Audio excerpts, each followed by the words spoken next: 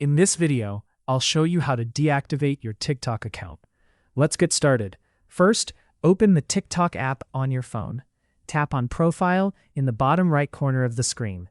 Next, tap the three lines in the top right corner. From the menu, select Settings and Privacy. Now scroll down and tap on Account. At the bottom, tap on Deactivate or Delete Account. Then choose Deactivate Account at the top. TikTok will show you a message explaining that your account will be hidden and can be reactivated anytime. Tap on Deactivate to continue. You'll now need to verify your account. TikTok will send you a code via SMS or email. Enter the code and confirm. Once done, your account will be deactivated.